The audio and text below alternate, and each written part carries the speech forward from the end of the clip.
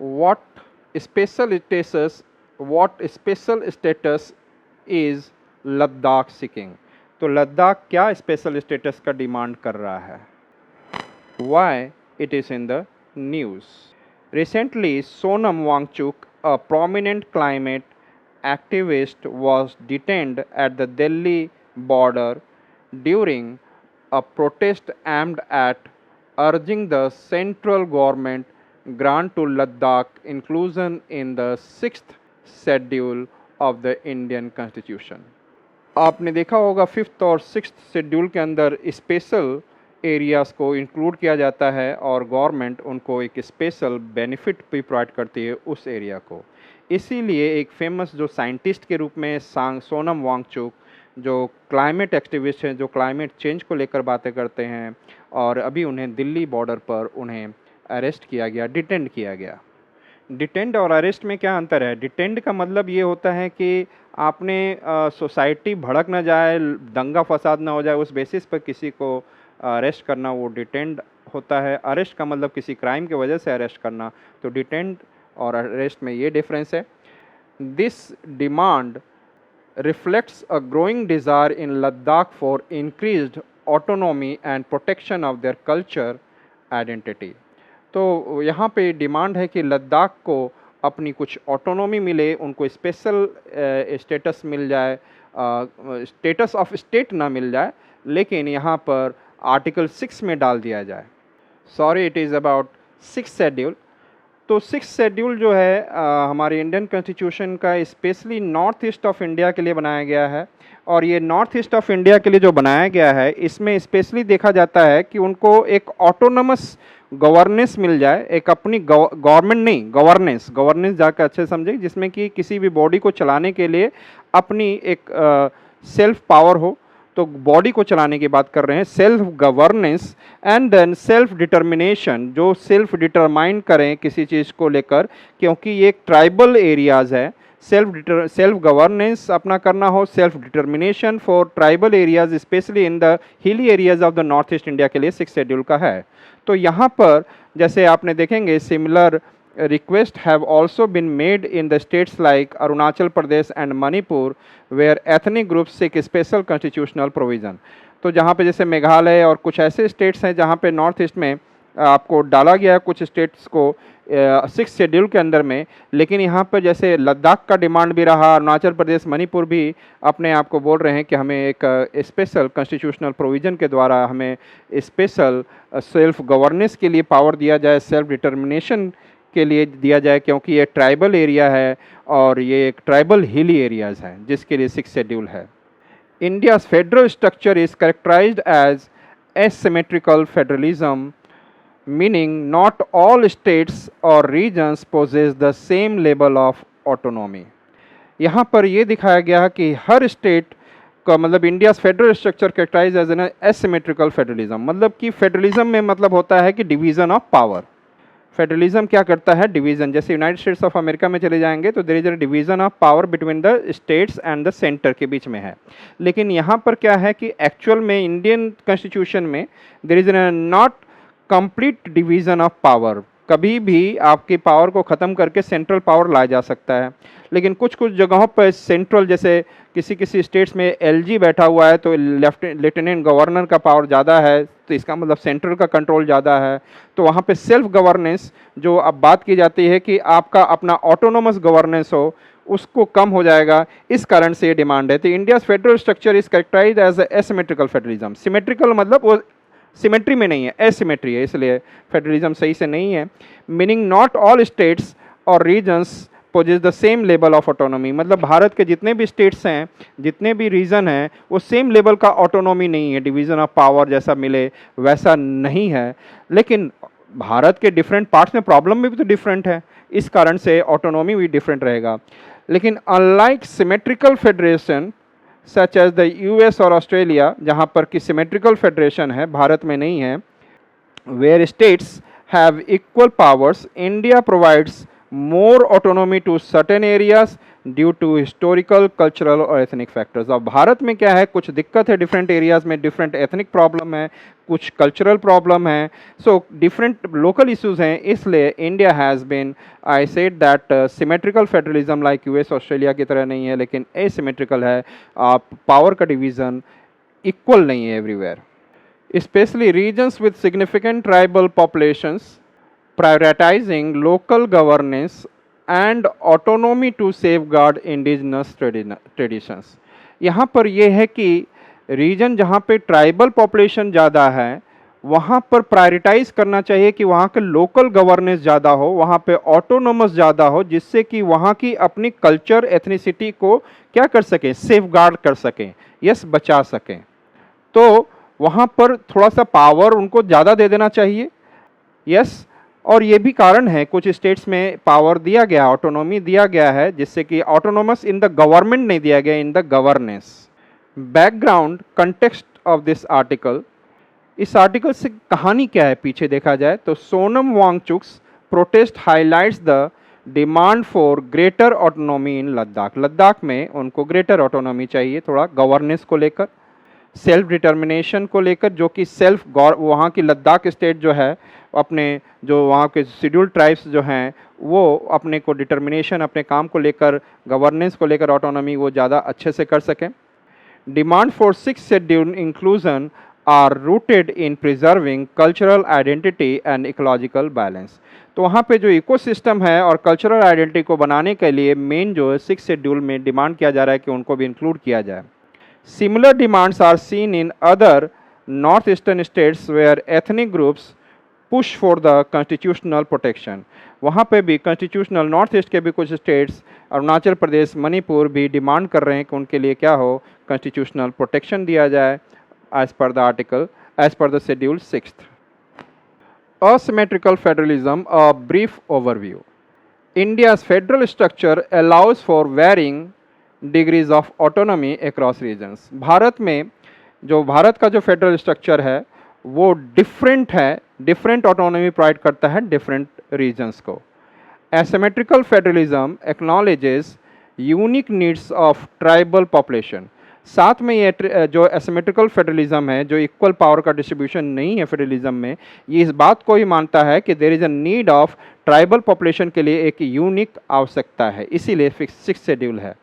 This approach helps maintain local tradition while integrating them into the national framework।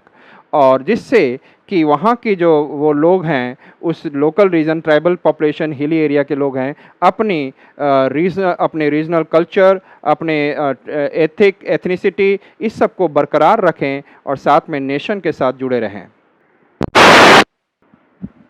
Historical context of the British era policies. The British colonial government designated certain areas as excluded or partially excluded under the Government of India Act 1935।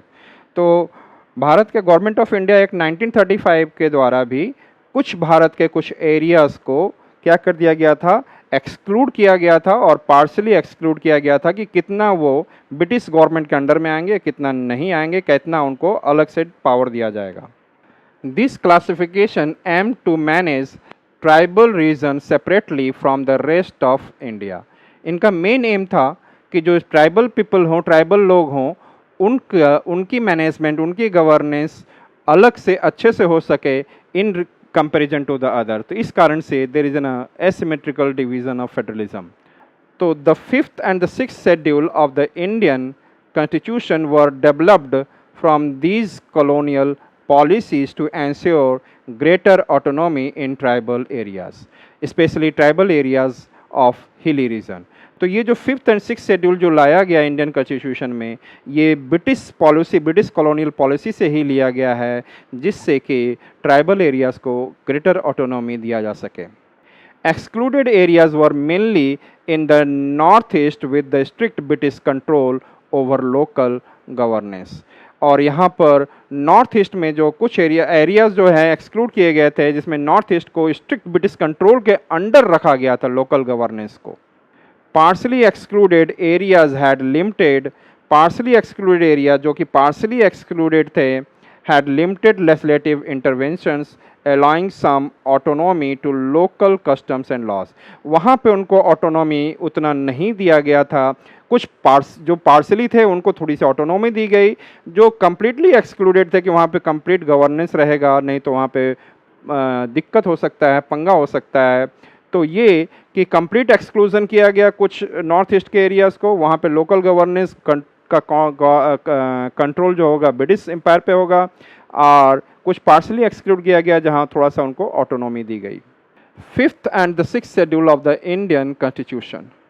Fifth schedule applies to the regions identified as scheduled areas, जिनको वो region है applies to the region जिनको scheduled areas की तरह पहचान मिला हो, with significant tribal population and socio economic challenges, जहाँ पे कि ट्राइबल पॉपुलेशन जो काफ़ी है और वहाँ पर चैलेंजेस एक सोशियो इकोनॉमिक कंडीशन को बना कर रखा जाए। तो this is about the fifth schedule. की features include governance through tribes advisory council. यहाँ पे जो गवर्नेंस होगा ट्राइब्स एडवाइजरी काउंसिल के थ्रू होगा फिफ्थ शेड्यूल के अंदर में जो एरिया है, to guide state governments on tribal welfare, और वो ट्राइब एडवाइजरी काउंसिल होंगे उनके द्वारा ये गवर्नेंस की जाए, और वहाँ के स्टेट गवर्नमेंट को बोला जाएगा कि वहाँ पे वेलफेयर दिया जाए। The governor's role in regulating land transfer and money lending practices to protect tribal interest, और साथ में कि गवर्नर्स का जो रोल आ जाता है जो स्टेट लेवल पर रहेंगे कि उनको रेगुलेट करें, उनके लिए नियम निर्धारित करें, कानून बनाएं लैंड ट्रांसफर्स और मनी लैंडिंग को लेकर कि लिए, जिससे कि वहाँ के जो लोकल एरियाज़ के जो ट्राइबल पीपल हैं उनके इंटरेस्ट को प्रोटेक्ट किया जा सके। Authority for the governor to modify or exempt laws enacted by parliament or state legislature to safeguard tribal rights. सो यहाँ पर अथॉरिटी क्या है गवर्नर और के लेवल पर, अथॉरिटी फॉर द जो ट्राइबल काउंसिल जो एडवाइजरी है, authority for the governor to modify, वो मॉडिफाई कर सकें या कुछ लॉ को एग्जेम्प्ट कर सकें, टू मॉडिफाई और exempt the laws enacted by the parliament, या तो सेंट्रल गवर्नमेंट या स्टेट गवर्नमेंट ने ट्राइबल एरियाज़ के सेफगार्ड के लिए यदि कोई लॉ बनाया है तो आर्टिकल फिफ्थ शेड्यूल के अंतर्गत ये भी बताया गया है कि गवर्नर को, ये वहाँ के स्टेट के गवर्नर को दिस इज़ द पावर, ये अथॉरिटी है कि उसको मॉडिफाई भी कर सकते हैं और उसको एग्जेम्प्ट भी कर सकते हैं। 10 Indian states have designated scheduled areas under the fifth schedule. Fifth schedule के अंदर में भारत के 10 राज्य के कुछ जगहों पर आप उनको क्या है शेड्यूल्ड एरियाज में रखा गया है। सिक्स्थ शेड्यूल क्या कहता है? It offers greater autonomy to specific tribal regions in Assam, Meghalaya, Mizoram and Tripura. Sixth schedule ने ग्रेटर ऑटोनॉमी दिया हुआ है, ऑटोनॉमस वहाँ पे स्पेशल अपने गवर्नेंस के लिए, अपने सेल्फ डिटर्मिनेशन, अपने एथनिसिटी को बचाने के लिए, सब के लिए असम, मेघालय, मिजोरम, त्रिपुरा में दिया गया है। ये है आपको फिक्स है यहाँ पर। The features of the sixth schedule include, क्या इंक्लूड करता है? Formation of autonomous districts council for the enhanced local governance. तो यहाँ पर ऑटोनॉमस डिस्ट्रिक्ट काउंसिल बनाया गया है, हर एक district wise autonomous district council है, जिससे कि वहाँ का क्या हो सके, वो ऑटोनॉमिक डिस्ट्रिक्ट काउंसिल उसके गवर्नेंस को अच्छे से देख सके, अपने डिस्ट्रिक्ट लेवल पर डेवलपमेंट किया जा सके। Empowerment of ADCs to legislate on a key social matters, और एडीसी जो ऑटोनॉमस डिस्ट्रिक्ट काउंसिल है वो कुछ की इंपॉर्टेंट छोटे इश्यूज़ पर भी जो सोशल से रिलेटेड है उस पर भी वो लेजिस्लेट कानून बना सके, एंड लेजिस्लेट ऑन की social matters pending governors approval. कोई गवर्नर का अप्रूवल पेंडिंग है, यदि 6 महीने 1 साल ज़्यादा हो गया तो उससे वो एडीसी क्या करेगा, उस समय वहाँ की स्थिति को सही बनाने के लिए कुछ लेजिस्लेट भी कर सकता है। Judicial power for ADCs to establish local courts for cases involving scheduled tribes. जो शेड्यूल्ड ट्राइब एरियाज है जिसमें असम, मेघालय, त्रिपुरा, मिजोरम है, उसके लिए जुडिशियल पावर भी एडीसीज को दिया गया, जिससे कि वो कुछ केसेस को वो सोल्व कर सके। Authority to collect land revenue and impose taxes on various activities. ADC के पास लोकल लेवल पे क्या ज़रूरी है क्या नहीं है कि इस पर लैंड रेवेन्यू डालना है, टैक्स डालना या नहीं, तो वो अथॉरिटी भी एडीसी को दिया गया है कि authority to collect land revenue collect करे and impose taxes on various activities. Special provisions for northeastern states. Various northeastern states have special provision under Article 371. Article 371 के अंदर में उनको स्पेशल प्रोविज़न दिया गया है of the constitution to protect local customs, empower local governments. तो अपने government को पावर करना है, कस्टम्स को बचाना है। Yes, examples include article 371 A Nagaland, article 371 G Mizoram, safeguard local laws and practices. तो यहाँ के लोकल लॉज को बचाने के लिए, जो कि सालों से ट्रेडिशनल लॉज हैं, वहाँ पे ट्रेडिशनल लॉ हैं, आर्टिकल 371 ए नागालैंड के लिए और 371 जी मिज़ोरम के लिए वहाँ पर दिया गया है, जिससे लोकल लॉज और प्रैक्टिसेस को सेफगार्ड मिल सके। अब देखेंगे आर्टिकल 371 बी आसाम एंड 371 सी मणिपुर के लिए दिया गया है। Establish separate legislative committees for tribal and hill areas. मतलब 371 बी और 371 सी मणिपुर का, 371 बी आसाम के लिए जो इस्टेब्लिश किया गया है, ये सेपरेट एक लेजिस्लेटिव कमेटी होगी। केवल जो लेजिस्लेटिव कमेटी होगी, कानून से संबंधित जो कमेटी होगी, वो जो है ट्राइबल और हिल एरियाज़ में होंगी। This provisions aim to balance integration with the preservation of unique tribal identities. मतलब एक तो आपको बचा कर रखें, उनका डेवलप भी करें और उनकी आइडेंटिटी को, यूनिक ट्राइबल आइडेंटिटी को बनाए रखें। अब लद्दाख का डिमांड देखते हैं। Ladakh demand for 6th schedule status. Since its designation as a union territory in 2019, leaders in Ladakh have consistently sought inclusion in the 6th schedule. जब से 2019 में यूटी के अंदर में लद्दाख आया है, तब से इनका डिमांड हुआ है कि हमारे को 6th शेड्यूल में डाला जाए। The demand is driven by the need to protect the fragile ecosystem. आप भी जानते हैं कि कोल्ड डिजर्ट टाइप में है।